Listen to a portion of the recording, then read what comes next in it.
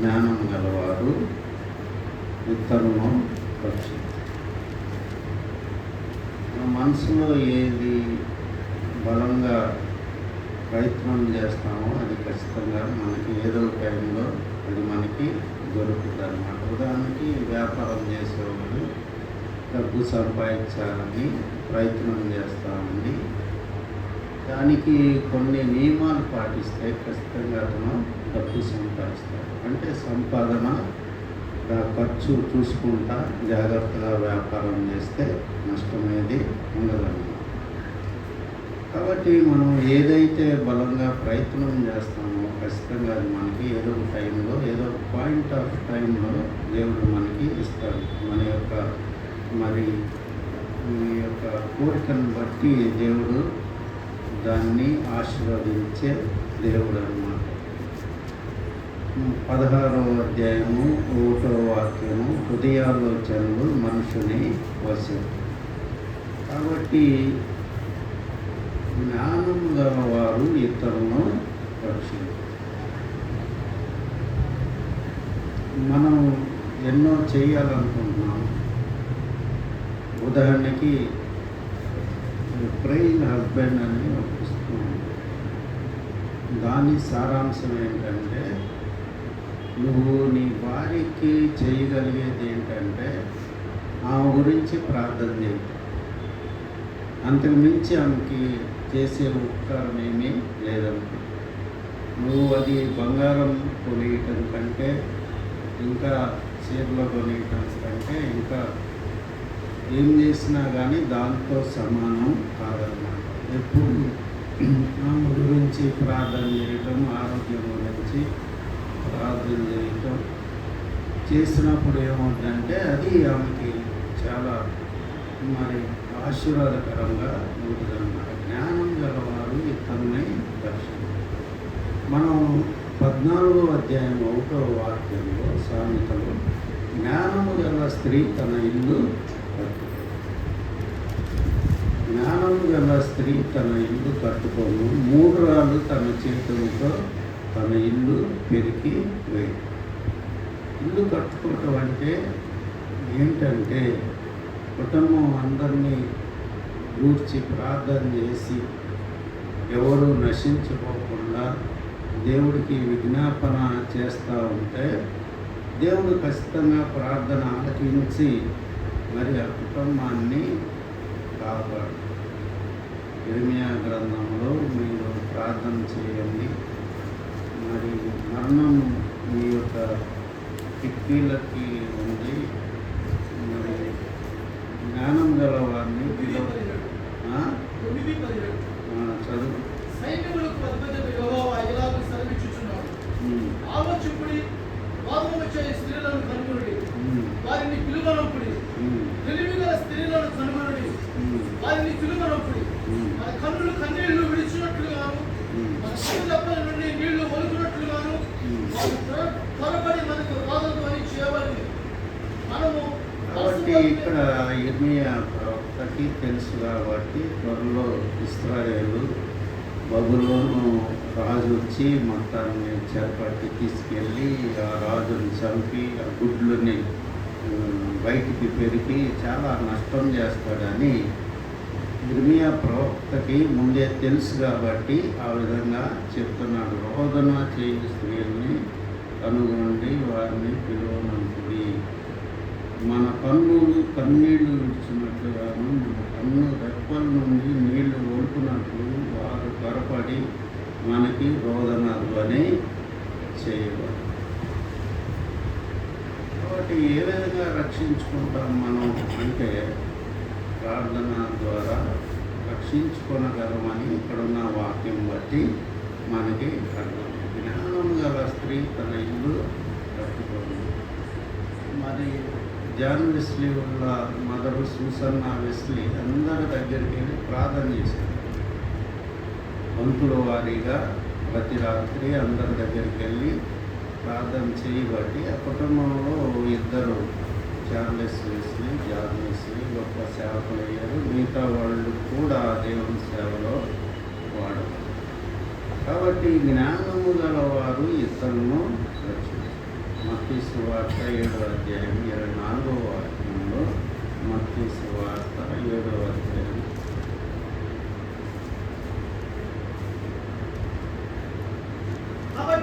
కాబట్టి ఈ నా మాటలు విని వాటి చొప్పున చేయు ప్రతివాడును బండ మీద తన ఇల్లు కట్టుకున్న బుద్ధిమంతుని పోలియుండును. వాన కురిసెను, వరదను వచ్చెను, గాలి విసిరి ఆ ఇంటి మీద కొట్టెను, కానీ దాని పునాది బండ మీద వేయబడిన కనుక అది పడలేదు. కాబట్టి బుద్ధి లేనివాడికి ఇల్లు మరి వర్షం వచ్చింది, అది గొప్ప పాటు పడిందని కూడా ఉంటుంది. కాబట్టి మరి ముందు మన కుటుంబం మీద మనం దృష్టి పెట్టాలి, కుటుంబాన్ని కట్టాలి. డానియల్ గారి కుటుంబాన్ని కట్టుకున్న ప్రసంగాలని 1-2 సిరీస్ ఉన్నాయి. మన చదవలేదు, గుర్తులేదు. హెడ్డింగ్ మాత్రం గుర్తుంది, కుటుంబంలోని కట్టు. కాబట్టి ఒక యజమానురాలుగా ముందు మన కుటుంబాన్ని మనం కట్టుకొని ఆటోమేటిక్గా మనం దృష్టి ఇతరులకి మీద పెడతా ఉన్నాం తర్వాత. కాబట్టి జ్ఞానం గలవారు ఇతరుల్ని రక్షించారు. కాబట్టి ఒక ఆత్మ ఎంత వాల్యూ ఉందంటే, ఒక సర్వలోకం సంపాదించుకొని తన ప్రాణం పోగొట్టుకుంటే ఎంత. ఈ మధ్యలో నేను ఒక పుస్తకం కొనుక్కున్నాను, అది పరలోకం నరకం గురించి జాన్ బనియన్ అనే ఆయన రాశాడు. మరి అది ఎంత భయంకరంగా ఉంటుందో నాకు అక్కడ ఎవరు రాసినా కానీ నరకం చాలా భయంకరమని రాస్తారు. మనం అసలు నరకం లేనట్లు మనం జీవిస్తాం, నరకం ఏడని చూపెట్టినట్టు మనం జీవిస్తాం అని అది తలుచుకుంటేనే మనకి, మనం తలుచుకుని ఇతరుల గురించి ప్రార్థన చేయకపోతే భలే పాపం అన్నమాట. మనం అది తలుచుకుని ముఖ్యంగా మన క్లోజ్ సర్కిల్స్, మన బంధువులు, భర్త సంబంధులు, స్నేహితులు, పనిచేసే చోట వీళ్ళ గురించి మనం ప్రార్థన చేయకపోతే మనం ఎంతో పాపం చేసిన వాళ్ళతో సమానం. నీకు మేలు కలిగి మేలు చేయకుండా పాపం, మేలు చేయగలిగి, మేలంటే నేను వెళ్ళి నెలకి ఎంత అమౌంట్ అని ఇవ్వాల్సిన అవసరం లేదు. నువ్వు మరి ఈ విధంగా ఉదాహరణకి కొంతమంది దుర్వ్యసనాలు ఇరుక్కుపోతారు. వాళ్ళు ఏం దుర్మార్గులేం కాదు, ఏదో చిక్కిపోతారు.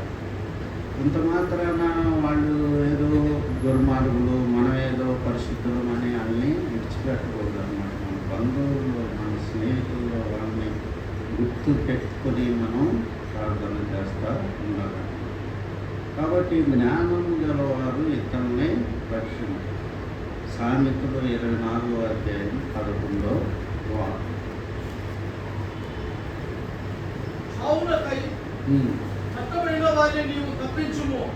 చావునకై పట్టబడిన వారిని నువ్వు తప్పించుము,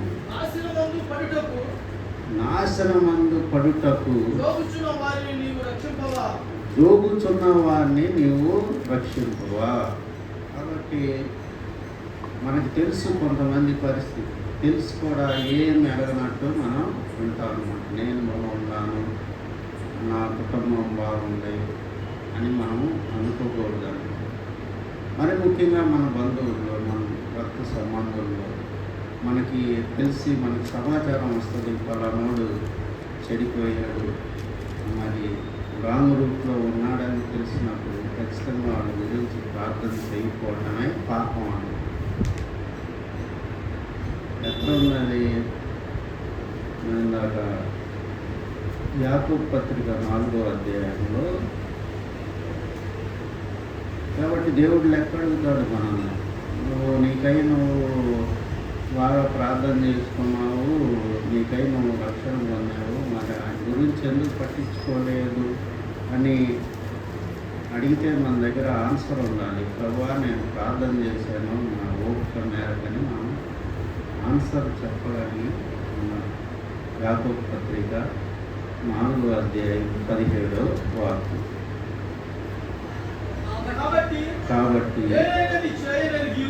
మేలైనది చేయ నెరిగియు అలాగూ చేయని వానికి పాపం కలుగును. కాబట్టి వాడు మన ముందు తిరుగుతున్నాడు, చెడిపోతున్నాడు, వాడిని ఇన్వైట్ చేయాలి. వాడు వచ్చినా రాకైనా చర్చికి రమ్మని, వాడి గురించి ప్రార్థన చేయాలి, వచ్చేటట్టు చేయి ప్రభు అని అడగాలి, వాడికి సువార్త తెలియజేయాలన్నమాట. కాబట్టి మేలైనది మెరుగి అలా చేయని వానికి పాపము కాదు. కాబట్టి పాపం అంటే వ్యభిచారం, తాగుడు, దొంగతనం, ఇది కూడా అంతకంటే పెద్ద పాపం. అందువలన జ్ఞానం గలవారు ఇతరులను రక్షిస్తారు. మనం ముఖ్యంగా ఆలోచించినట్లయితే యేసు ప్రభువే దేనికి వచ్చాడు? నశించిన దాన్ని వెతికి రక్షించుటకు మనిషి కుమారుడు లోకంలోకి వచ్చాడు. ఆయన నీతిమంతుల్ని రక్షించటానికి రాలేదు. నా పాపులను రక్షించుటకు క్రీస్తు యేసు లోకమునకు వచ్చినని మాట పూర్ణాంగీకారం నాకు యోగ్యమునై ఉన్నదని మరి తిమోతి పత్రిక 1వ అధ్యాయంలో మనం చూస్తాము. కాబట్టి నశించిన దాన్ని వెతికి రక్షించడానికి దేవుడైన మరి యేసు క్రీస్తు ప్రభు పరలోకం నుంచి భూమి మీద వెతుక్కుంటా వచ్చి వేశ్యల్ని, సుంకర్ని అందరినీ కూడా పట్టుకుని బాగు చేసి గొప్ప సువార్త భూమి మీద చేసేటప్పుడు. అందువల్ల మన మీద బాధ్యత ఉన్న సంగతి మనం ఎన్నడూ కూడా మర్చిపోకూడదు. ఏంటంటే జనరల్గా క్రిస్టియన్ మైండ్ ఎట్లా ఉంటుందంటే ఏమి తిందుమా, ఏమి త్రాగుదమా, ఏమి ధరించుకుందామా అందరికీ ఉంటుంది. అది ఏ ఒక్కరూ దానికి మరి అతిథులు కాదు కానీ అది మనం కొద్దిగా ఆలోచించి మన చర్చిలో వాళ్ళు, మన బంధువులు, మన స్నేహితుల గురించి అంత్యకాలంలో ఎక్కువ కాలం లోకము ఉండదని అందరూ చెప్తున్నారు. ముగింపు త్వరలోనే ఉందని చెప్పుకుంటున్నారు. అంటే ఖచ్చితంగా మనం చెప్పలేము, కానీ త్వరలోనే ఆ సూచనలన్నీ కూడా నెరవేరుతాయి. యేసు ప్రభు ఏదైతే చెప్పాడో అన్నీ కూడా నెరవేరుతాయి. కాబట్టి జ్ఞానం గలవారు ఇతరుల్ని రక్షించారు. మత్తయి సువార్త చివరగా 10వ అధ్యాయము 1వ వాక్యం.